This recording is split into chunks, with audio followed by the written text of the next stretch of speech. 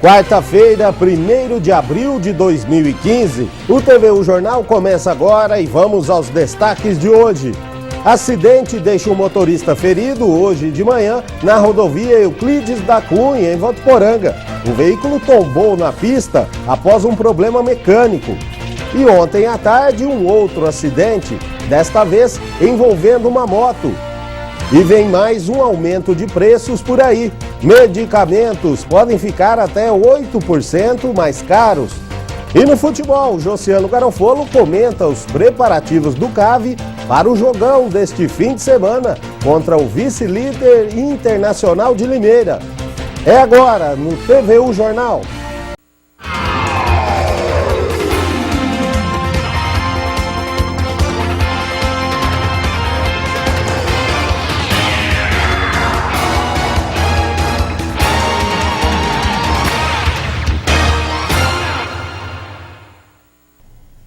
Boa tarde.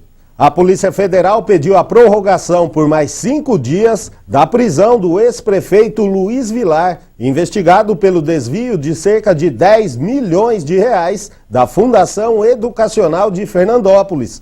Outros documentos que comprovariam mais fraudes da fundação levaram a polícia a fazer o pedido. Vilar era presidente da fundação na época e, segundo o processo, teria comprado de uma usina de açúcar do Noroeste Paulista créditos tributários que nunca existiram. Paulo Nascimento, o presidente afastado da Fundação Educacional, também teve a prisão prorrogada. Ele é suspeito de comandar um esquema de fraudes em programas educacionais dos governos federal e estadual, dentro da faculdade. Os dois estão na cadeia de Jales. O advogado de Paulo Nascimento reafirmou que o cliente não cometeu nenhuma irregularidade. O advogado de Luiz Vilar não foi encontrado para falar sobre o assunto. E um acidente deixou um motorista ferido hoje de manhã na rodovia Euclides da Cunha, em Votuporanga. O veículo tombou na pista após um problema mecânico. O acidente aconteceu pouco antes das 7 horas da manhã na rodovia Euclides da Cunha, a SP-320, no trecho próximo ao pontilhão do bairro São Cosme. Segundo informações apuradas no local do acidente, esse caminhão-baú seguia na pista sentido Votuporanga a São José do Rio Preto. O motorista disse que, por motivos ignorados, a barra de direção do veículo travou. Descontrolado, o caminhão saiu da pista e tombou no canteiro central. O motorista ficou ferido, mas consciente, e foi levado ao pronto-socorro da Santa Casa de Votuporanga pela unidade de resgate dos bombeiros, onde passou por atendimento médico. O local foi sinalizado por cones pela equipe do Departamento de Estradas de Rodagem, o DR, para evitar outros acidentes. Chovia no momento do tombamento. E ontem à tarde, um outro acidente, desta vez envolvendo uma moto. O acidente envolvendo uma moto e um carro no cruzamento da Avenida Joaquim José de Moraes com a Rua Felício Marão, na zona norte da cidade, aconteceu por volta das 2h30 desta terça-feira. De acordo com a polícia, a moto seguia na mão preferencial da avenida quando bateu no carro que vinha no sentido oposto da rua e virou à esquerda. O motociclista foi encaminhado para a Santa Casa de Votuporanga e a motorista do carro não sofreu ferimentos. De acordo com a assessoria, Ariel Carlos da Costa, de 26 anos, foi encaminhado com ferimentos leves. Foi medicado e está em observação. O seu estado de saúde é considerado estável. E por falar em motoristas, cerca de 50 condutores são flagrados todo mês em Votuporanga dirigindo alcoolizado. A informação é da Polícia Militar, que vem dando prioridade neste tipo de fiscalização. A PM informou ainda que nos últimos 2 anos, as mortes em veículos superaram e até dobraram o total de vítimas por crimes de homicídio. A multa para quem for pego dirigindo embriagado é de R$ 1.900, além da suspensão da carteira de habilitação. E vem mais um aumento de preços por aí. Desta vez, são os medicamentos. A partir desta semana, eles poderão ficar até 7,7% mais caros. O aumento dos remédios foi dividido em 3 faixas. O grupo que terá aumento de 5% são aqueles considerados de alta tecnologia e de maior custo, como a Ritalina, que serve para o tratamento do déficit de atenção e hiperatividade, e Estelara, usada para doenças de pele. No grupo dos 6,35% estão os antibióticos. Podem chegar ao teto de 7% categorias que têm medicamentos como o omeprazol, para tratamento de gastrite e úlcera, e a risperidona, que é antipsicótico. Para o reajuste, foi considerado o índice de preços ao consumidor amplo de 7,7% entre março de 2014 e fevereiro de 2015. Outros fatores, como produtividade da indústria e variação de custos dos insumos, além da concorrência no setor, também influenciaram. Gabriele Ferreira para o TVU Jornal. No ano passado, o percentual máximo autorizado foi de 5,6%.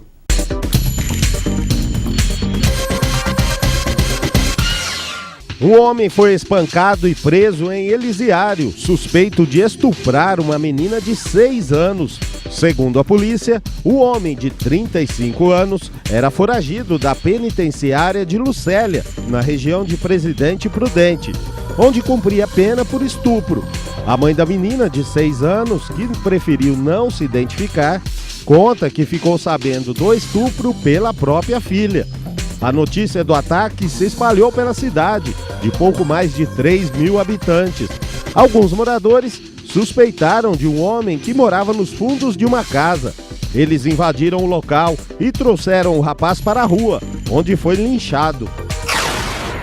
5 menores que foram detidos em Rio Preto por envolvimento no caso de vandalismo na escola do bairro Nova Esperança serão transferidos para uma unidade da Fundação Casa, na capital. Entre eles, uma menina que foi detida, suspeita de ameaçar uma professora. A justiça cogitou libertá-los por falta de vagas na região, mas a Fundação Casa informou que conseguiu vaga de internação para esses adolescentes em São Paulo. De acordo com o Estatuto da Criança e do Adolescente, menores não podem ficar detidos por mais de 5 dias em cadeias de forma improvisada. A polícia de Rio Preto prendeu 2 pessoas por roubo e receptação, além de apreenderem uma réplica de um fuzil na região norte de Rio Preto. Um homem de 31 anos confessou a prática do crime e disse que havia trocado o celular roubado por drogas em uma borracharia da região. No estabelecimento, foi localizado um menor de 17 anos com o celular roubado. Os 2 envolvidos foram conduzidos à Central de Flagrantes de Rio Preto. O menor responderá por receptação. Já o homem, que permanece preso, responderá pelo crime de roubo. Um carroceiro suspeito de maus tratos a um cavalo que morreu em uma rua do bairro Renascença, em Mirassol, foi denunciado 4 vezes por maltratar animais. Boletins de ocorrência registrados na polícia confirmam a acusação. De acordo com moradores, ele é carroceiro há 30 anos e recolhe materiais recicláveis pelas ruas da cidade. Uma moradora registrou o animal agonizando pouco antes de morrer. A Polícia Ambiental esteve no local, fez um boletim de ocorrência e multou o homem.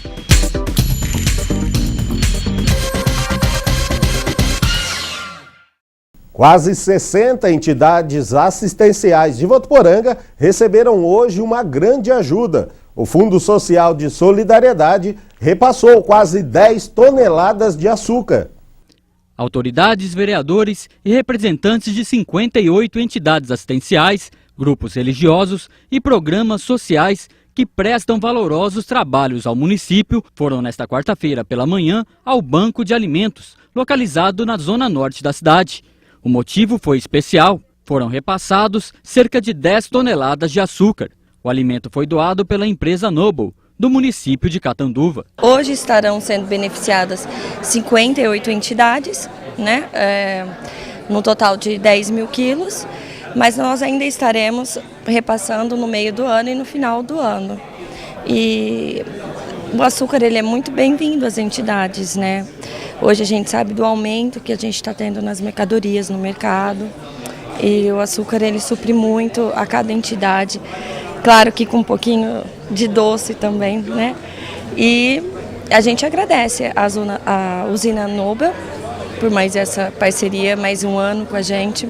Segundo a presidente do Fundo Social, o mês de abril será de solidariedade em Votuporanga. Além de iniciar com doação de açúcar, será realizada a campanha do Bem para o Bem, que vai sortear um carro 0 km em prol às entidades. Eu convido a toda a população de Votuporanga a estar aí comprando as suas rifas, né? Cada número será R$10 e estará concorrendo um carro e ajudando uma pessoa. A campanha, ela vem do bem para o bem, né? O bem, quem faz é Interativa, uma empresa de loteamento de Rio Preto, que está entrando na nossa cidade e doando um carro para que a gente possa fazer a venda, converter o carro em dinheiro para nossas entidades. E eu convido a todos a comprarem um número, serem sorteados, né?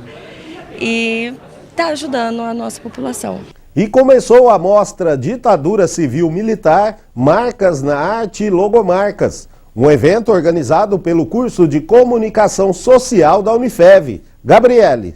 Isso mesmo, a mostra começou nesta terça-feira, às 14h, aqui no Memorial Unifev, no Campo Centro. E ao meu lado eu tenho o professor responsável pela mostra, Paulo Stipe. Professor, o que o pessoal vai encontrar aqui?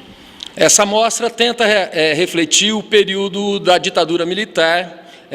A gente está vivendo o marco do golpe militar no dia 31 de março, na noite do 31 de março. A gente está comemorando 51 anos da ditadura militar. Com os alunos a gente brinca que são 51 anos, é uma boa ideia para nunca mais voltar a acontecer. E a ideia, dentro de uma disciplina de realidade brasileira, era discutir como foi feita a arte nesse período de exceção política. Então a gente está fazendo um trocadilho durante a ditadura civil-militar, qual foi a marca que foi deixada na arte. E, ao mesmo tempo, o período da ditadura militar conheceu um crescimento econômico substancial, que a gente chama de milagre econômico, que é o milagre brasileiro. Então, houve um crescimento, o aparecimento de grandes empresas nesse período. A gente, então, trabalha os dois opostos. A questão da ditadura, as marcas que deixou na arte, e a questão das logomarcas que apareceram a partir desse grande desenvolvimento. Até que dia vai a mostra? A mostra vai até dia 7 de abril e tem uma programação pensada não só na exposição dos artistas plásticos e dos designs gráficos, mas a gente tem o evento de cada noite trabalhar um filme documentário. E qual o horário de funcionamento? A mostra fica aberta das 14 às 20 horas aqui no Memorial Unifev, no Campo Centro da Unifev. Muito obrigada pelas informações. Então, reforçando, a mostra acontece aqui no Memorial Unifev das 14h às 10h. Gabriele Ferreira para o TVU Jornal. E agora vamos falar sobre criação de coelhos, um animal de estimação que muita gente tem em casa por ser fácil de cuidar e também por ser muito dócil. Agora imagine comprar ou mesmo ganhar um que é considerado o menor do mundo. O tamanho chama muito a atenção. E é claro, nós fomos conhecer em Cosmorama um criador que investe em 4 raças diferentes de mini coelhos. Simpáticos e super dóceis. Esses são os mini coelhos. É aqui em Cosmorama, a mais de 500 quilômetros da capital, que Jefferson há 3 anos cria por amor aos pequenos. São mais de 20 entre reprodutores e filhotes, de 4 raças diferentes. Esse é o Mini Lionhead, esse o Mini Fusilope e esse o Mini Lope, com o detalhe da orelha caída. Quanto charme! E este aí, o Mini Netherland Darf, considerado o menor do mundo. Começamos a criar coelhos por um hobby, foi um hobby, né? Nós temos um quintal no fundo e tinha um pouquinho de mato, na realidade, como começou. Aí o meu companheiro Flávio, falei, o que nós vamos colocar, o que nós vamos criar? Foi então que nós começamos com o coelho normal, que é o que a gente fala, o gigante de Flandres, que é o normal. Aí foi através dos coelhos que nós fomos conhecendo os mini. Detalhe, esses animaizinhos são muito inteligentes. Atendem pelo nome desde pequenos e fazem as necessidades em um só lugar. Eles se adaptam facilmente à rotina do dono. Ele vai se adaptar com todos os seus horários, entendeu? Quando você chega, quando você sai, eu tenho com ele que você chega, ele fica chacoalhando a portinha. Por quê? Porque ele quer que você pegue ele no colo.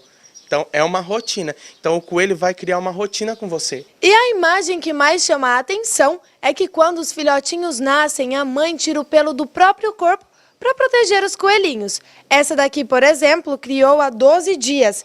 E como vocês podem ver, está com pouco pelo. Tudo isso para proteger e mantê-los aquecidos. A fêmea entra no cio a cada 30 dias. E diferente dos coelhos gigantes que criam até 15 animais, os mini criam até 8. A vida útil desses animaizinhos varia entre 6 a 8 anos. Em alguns casos, chegam a 12. O preço também varia, de R$ 80 a R$ 130 o filhote. E quem cria garante, os investimentos são só no começo. Depois, a manutenção é de baixo custo.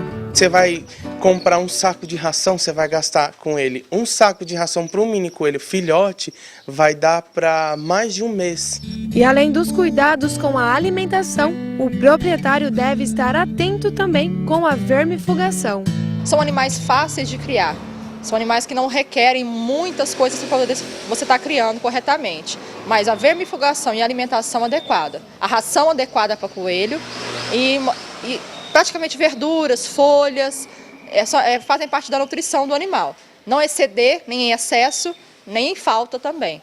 Manter a alimentação adequada para o animal. Os mini coelhos são ótimos animais de estimação.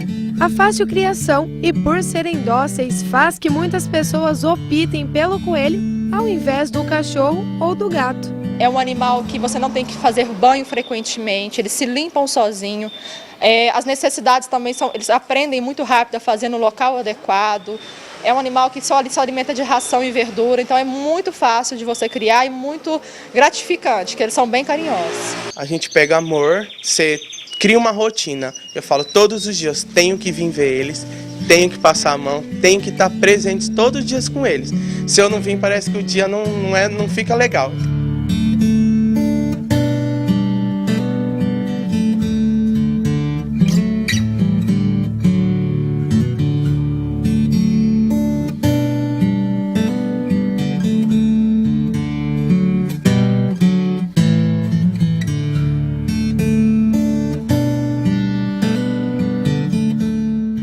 E mais uma curiosidade, os mini coelhos na fase adulta pesam no máximo 2 quilos, enquanto os comuns chegam a pesar 12 quilos. E o cuidado com a alimentação é importante para crescerem saudáveis. E hoje é o dia 1º de abril, o dia da mentira, dia bom para pregar peças em amigos. A brincadeira do Dia da Mentira surgiu na Europa, na Idade Média, quando o Ano Novo era comemorado com a chegada da primavera, que durava uma semana, caindo no dia 1º de abril. Mas com uma reformulação do calendário, o Ano Novo passou a cair no dia 1º de janeiro. O Dia da Mentira é uma tradição europeia que vem de uma época que ainda não estava em vigor o calendário cristão. Você tinha de 25 de março até dia 1º de abril algumas festas pagãs do início da primavera, lá na Europa. E aí o 1º de abril ele inaugurava o ano pagão propriamente dito.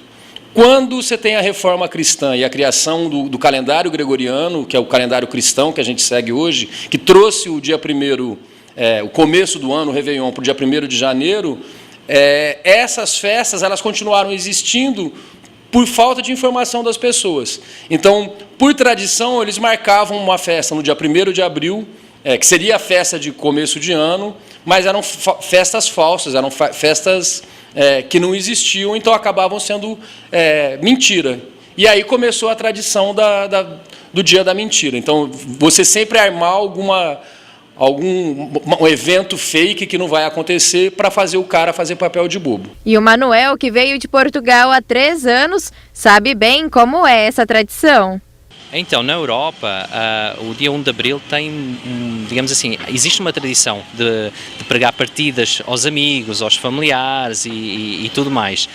O que eu vejo é que, a partir do momento que eu cheguei ao Brasil, não existe essa tradição, mas o dia 1 de Abril é um dia digamos assim, é um dia divertido, com os familiares e ao mesmo tempo também com os próprios amigos, não é? Quer dizer, é ver quem é que consegue tirar sarro do próximo.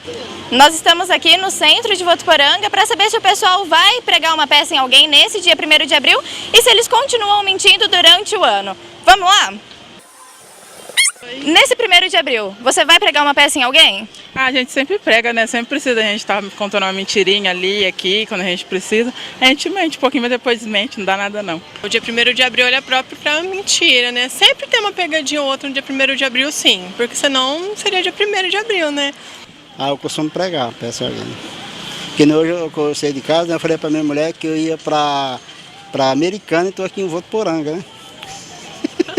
E ela vai ver isso aí e vai ficar brava comigo, não vai? Mas tem muita gente que não mente só nesse dia. A mentira é comum para as pessoas conseguirem coisas que, falando a verdade, não conseguiriam. A mentira ela acaba tendo um efeito de aumentar a valorização social. Então, um exemplo comum na nossa cultura, que a gente sempre brinca com relação a isso, é o exemplo do pescador. Se o pescador conta numa roda de amigo que ele pescou um peixinho de 300 gramas, de meio quilinho, ninguém dá bola, todo mundo acha sem graça, ridiculariza o desempenho dele, né? Não liga porque ele está dizendo. Agora, se ele aumenta a aventura da história, se ele engorda esse peixe uns quilinhos a mais, né? E conta como uma grande aventura ter conseguido pescar aquele peixe, ele consegue a admiração dos colegas, né? Todo mundo fica em torno dele, valoriza o que ele faz. Então a gente vê que a mentira acaba tendo uma valorização muito grande também.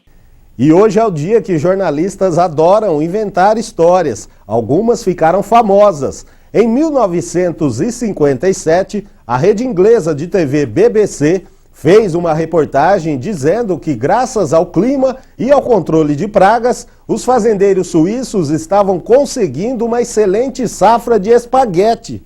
As imagens mostravam fazendeiros colhendo o macarrão direto da árvore. A redação da TV recebeu milhares de ligações pedindo mais detalhes da história.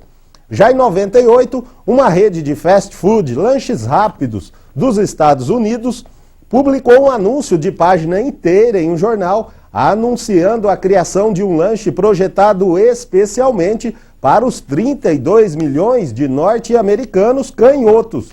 Pela propaganda, o novo sanduíche incluía os mesmos ingredientes do original, mas os temperos eram colocados em rotação de 180 graus. Milhares de clientes se dirigiram às lojas pedindo a novidade, enquanto alguns pediam a versão original para destros. E no próximo bloco tem futebol. CAV confirma a contratação de Neymar e Messi para a segunda fase. Acho que é 1º de abril isso aí. E Josiano Garofolo comenta os preparativos para o jogão deste fim de semana em casa contra o vice-líder Internacional de Limeira. Não sai daí, a gente volta já.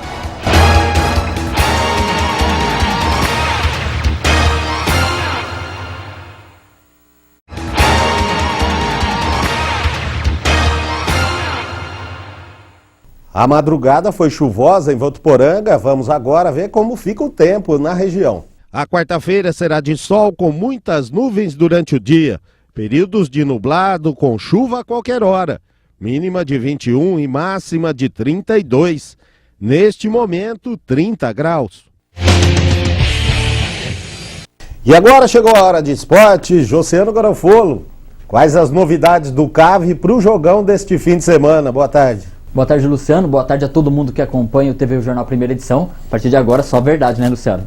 Só verdade. O Neymar e o Messi não foram confirmados ainda. Não tem. Por enquanto, a Votuporanguense não chegou nesse nível, não. Mas tem um elenco forte aí que está se destacando na Campeonato Paulista da Série A3, bem colocado, apesar da derrota no final de semana, e se preparando para esse jogo importantíssimo contra a Internacional de Limeira. E, aliás, Luciano, eu estava apurando aqui com as fontes aqui, a Inter de Limeira tem jogadores que conhecem muito bem a Votuporanguense, são eles o atacante Marcão que jogou na Série A3 no ano passado pela Votuporanguense, o zagueiro Rafael Rufino, que é um dos ícones daquele título de 2012, do acesso da Votuporanguense em 2012, um jogador muito querido pela torcida, e também o atacante Tauan, polêmico Tauan, que fez vários gols pela Votuporanguense.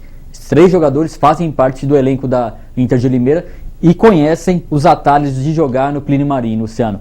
Notícia Votuporanguense também, teve julgamento, 3 citações a Votuporanguense no julgamento lá do TJD, Tribunal de Justiça Desportiva da Federação Paulista de Futebol, e a Votuporanguense tem aqui algumas penas, vou passar para vocês. Foi punido em R$ 375, referente à não identificação de torcedores nos ingressos no jogo contra a Francana, né, e também por 1 minuto de atraso para subir no gramado na partida contra o São José. Nesse segundo item, multa de R$ 125. E no julgamento mais aguardado, que era da expulsão do volante Paulo Vitor, pegou apenas um jogo de suspensão, já cumpriu, né, na penúltima rodada, então a Votuporanguense não vai ter esse desfalque nesse jogo tão importante no sábado. Um jogão que aí a Votuporanguense está entre o céu e o inferno, né, Josiano? Porque se ganhar, praticamente aí garante a classificação. Se perder, aí complica. Fica complicado, é perigoso até sair do grupo dos 8, né? Exatamente, sair ainda não sai, viu, Luciano? Mas fica no limite, né? Fica naquele limite ali aí vai ter que somar vitória, saldo, enfim. Mas acredito que não sai não, só que fica bem complicado. E a expectativa de público para esse jogo? Já que no último tivemos um recorde aí, mais de 2.000 pagantes. Inês, como que a diretoria espera aí o comparecimento da torcida? O que eu tenho acompanhado aí, Luciano, é de 3.000 pessoas no Plínio Marim. A gente sabe que é difícil, né? Até hoje ainda não teve esse público no ano. Aliás, nem beirou isso, né? Beirou 2.000 e, se não me engano, 57 do último jogo em casa. Mas as expectativas são as melhores possíveis. Jogo no sábado de Aleluia, antecipado por causa da Páscoa, até que muita gente passa com a família. Então eu acredito num grande público, superando até esse da quarta-feira contra o Atibaia. E agora vamos falar sobre Libertadores da América. Hoje tem vários jogões, né? Principalmente os São Paulinos, né? Estão na expectativa, né, Luciano? Isso aí, o Corinthians pode garantir a classificação hoje e o São Paulo vai pro tudo ou nada, né? O grupo da morte está se definindo, né, Luciano? Falar primeiro do jogo do Corinthians, joga às 10 horas da noite contra o Danúbio, que está sendo o time mais fraco do grupo até então, e o empate ali classifica. Eu acho que jogando na Arena, acho que não vai ter muito, a Arena Itaquera, como você vai chamar, né, Luciano? Não vai ter muita dificuldade para se classificar, não. Agora, do outro lado, né, falando agora o jogo que acontece na Argentina, contra o atual campeão da Libertadores, o São Lourenço, o São Paulo vai ter que, ralar para conseguir ficar mais perto dessa vaga, dessa classificação, Luciano. O time está em crise, né? Teve a goleada na semana passada para o Palmeiras, depois ganhou o jogo no Paulista, mas a gente sabe que o clima lá não está bom, não. O Muricy Ramalho chegou a entregar o cargo 2 vezes, né? E as 2 vezes a diretoria de São Paulo falou, não, fica aí. Então, esse jogo contra o São Lourenço na Argentina, na Argentina é um jogo muito importante. Acontece no estádio Caldeirão Nuevo Gasômetro, esse jogo, Luciano. É isso aí, Josiano. Então, quarta-feira de decisões e fim de semana de decisões também aí na Série A3. Uma boa tarde para você e até amanhã. Até amanhã. E o TV O Jornal de hoje fica por aqui. Para você, uma ótima tarde. A gente se vê amanhã.